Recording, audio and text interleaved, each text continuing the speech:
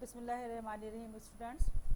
इसके पहले वीडियो में मैंने आपको इंट्रोडक्शन ऑफ बायोलॉजी पढ़ाया था और इंशाअल्लाह ताला आपको बायोलॉजी वर्ड समझ में आ गया होगा कि बायोलॉजी क्या है। अब हम आते हैं अब जो हमारा नया टॉपिक स्टार्ट हो रहा है वो मेन ब्रांचेस ऑफ बायोलॉजी, यानी कि बायोलॉजी की कितनी ब्रांचेस होती हैं। और ये जो ब्रांचेस आज हम पढ़ने जा रहे हैं ये प्लांट और एनिमल दोनों ही पर अप्लाई होती हैं। तो बायोलॉजी की जो फर्स्ट ब्रांच है वो मॉर्फोलॉजी है। मॉर्फोलॉजी जो है वो बायोलॉजी की फर्स्ट ब्रांच है। This is the branch of biology which deals with the study of external characteristics of a plant and animal.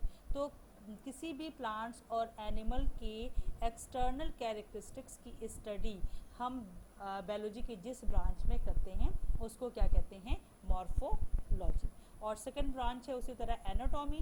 जिस तरह से मॉर्फोलॉजी में हम प्लांट के एक्सटर्नल कैरेक्टरिस्टिक की स्टडी करते हैं उसी तरह एनाटॉमी में प्लांट और एनिमल्स के इंटरनल एनिमल के इंटरनल ऑर्गन्स की स्टडी और प्लांट्स में उनके different tissues, different types of tissues जो रूट, स्टेम और लीव्स में यूज़ हुए हैं उनकी स्टडी हम किस ब्रांच में करते हैं?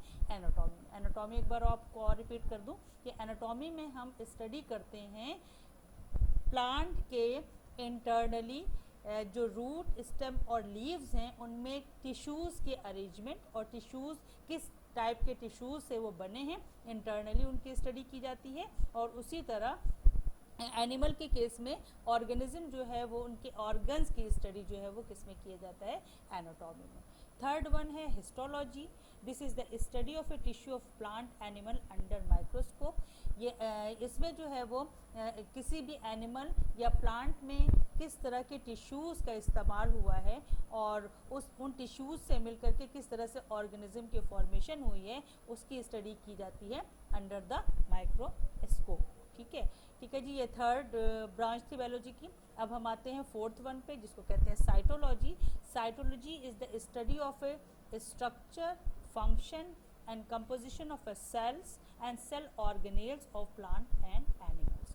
कोई भी प्लांट और एनिमल किस तरह के सेल से बना है, उस सेल का स्ट्रक्चर क्या है, उसका फंक्शन क्या है, वो कंपोजिशन क्या है, किन चीज़ों से मिलकर के वो बना है और उस सेल के अंदर कौन कौन से सेल ऑर्गेनेल्स पाए जाते हैं उनकी स्टडी हम बायोलॉजी की जिस ब्रांच में करते हैं वो क्या है?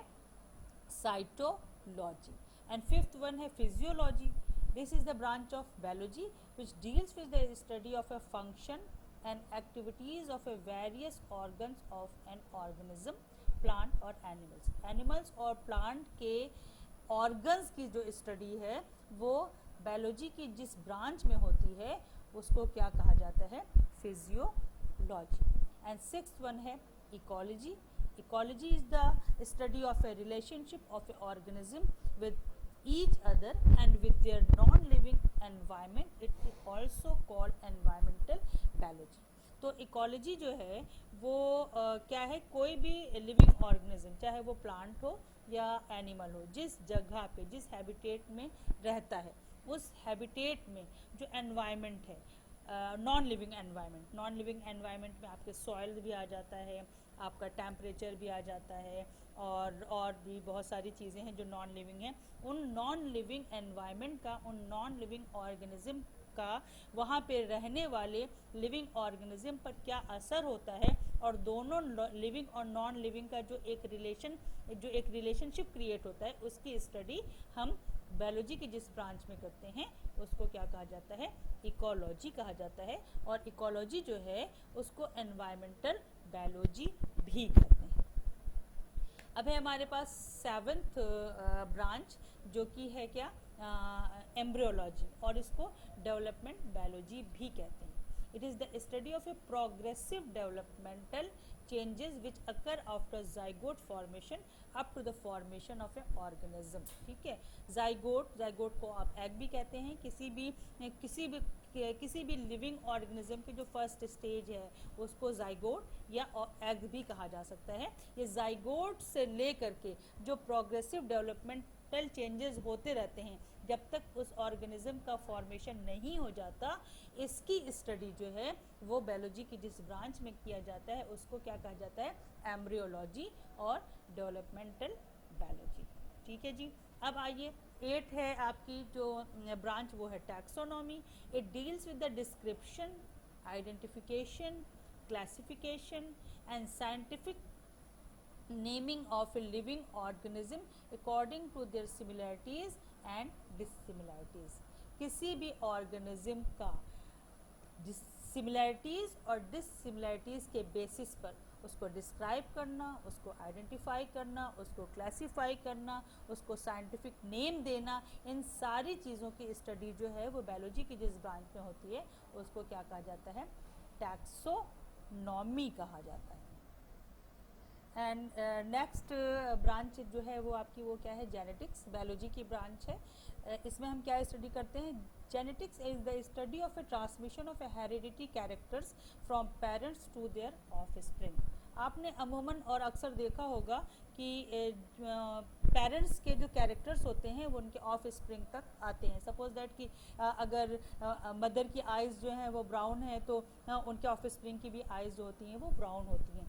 तो ये हेरिडिटी कैरेक्टर्स कहे जाते हैं। इन हेरिडिटी कैरेक्टर्स का ट्रांसमिट होना अपने पेरेंट्स से ऑफ स्प्रिंग तक, ठीक है, इसकी स्टडी जो है वो बायोलॉजी की जिस ब्रांच में की जाती है उसको क्या कहा जाता है, जेनेटिक्स, ठीक है जी। उसके बाद जो है वो अब आते हैं हम पैलेंटोलॉजी पर।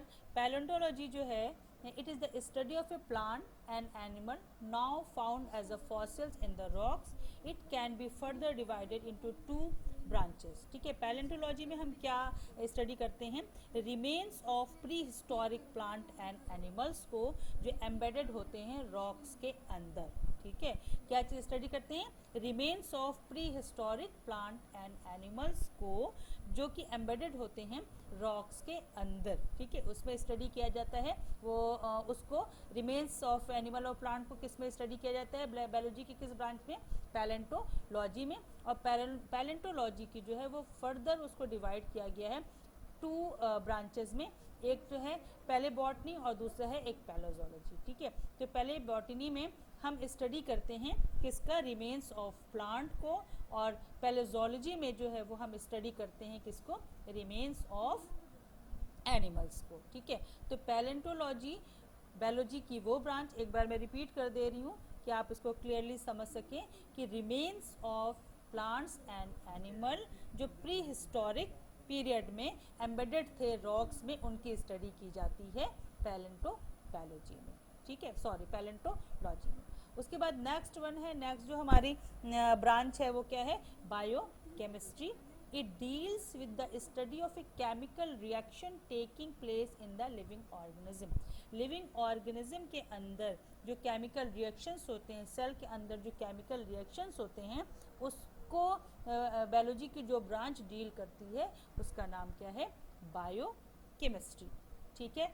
अब 12 जो ब्रांच है वो है क्या है, माइक्रोबायोलॉजी। माइक्रोबायोलॉजी ब्रांच किस को मैंने आपको जब मैंने बायोलॉजी एक्सप्लेन किया था उसी वक्त बता दिया था कि माइक्रोबायोलॉजी जो है वो बायोलॉजी की वो ब्रांच है जिसमें स्टडी किया जाता है किसको, माइक्रो ऑर्गेनिज्म को। माइक्रो ऑर्गेनिज्म वो ऑर्गेनिज्म होते हैं जो कि आपको नेकेड आई से नज़र नहीं आते, जैसे कि virus, bacteria, fungus and some protozoans. इनकी स्टडी जो है वो बायोलॉजी की जिस ब्रांच में होती है वो उस ब्रांच को क्या कहते हैं, माइक्रोबायोलॉजी। उसके बाद आपकी लास्ट ब्रांच जो है वो बायोटेक्नोलॉजी।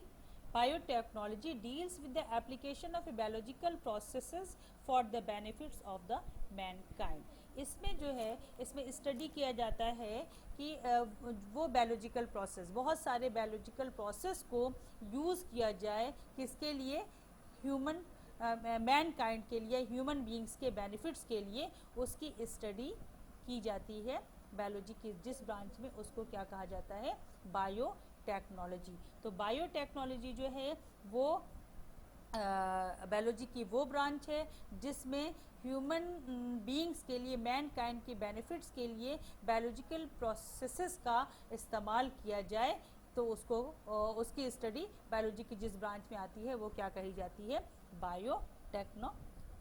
तो आज हमने बायोलॉजी की ब्रांचेस पढ़ी, जिसमें हमने 13 ब्रांचेस पढ़ी। Morphology, anatomy, histology, cystology, cytology, taxonomy, embryology, genetics, palaeontology, biochemistry, microbiology, biotechnology. I hope कि आपको ये ब्रांचेस समझ में आई होंगी। अगर इसके अलावा भी आपको कोई कन्फ्यूजन हो तो आप मुझसे जो है वो स्कूल में जब स्कूल ओपन होता है तो आप उस दौरान आप मुझसे इसके सवालात जो है वो पूछ सकते हैं। अब इसके साथ जो है मैं आपको होम असाइनमेंट दूंगी, वो पीडीएफ के फॉर्म में। वो होम असाइनमेंट को आपको जो है वो अपने रजिस्टर में करना है। इसके पहले भी जो मैंने लेक्चर दिया था, उसके बाद भी मैंने जो रिकैप्स दिए थे प्रीवियस क्लास के, उससे रिलेटेड भी मैंने आपको होमवर्क दिया था। आई होप कि उसको आपने कंप्लीट कर लिया होगा। अब इस लेक्चर के बाद जो आपको होम टास्क जा रहा है, होम असाइनमेंट जा रहा है, उन दोनों असाइनमेंट को आप कंप्लीट कीजिएगा अपने बायोलॉजी के रजिस्टर में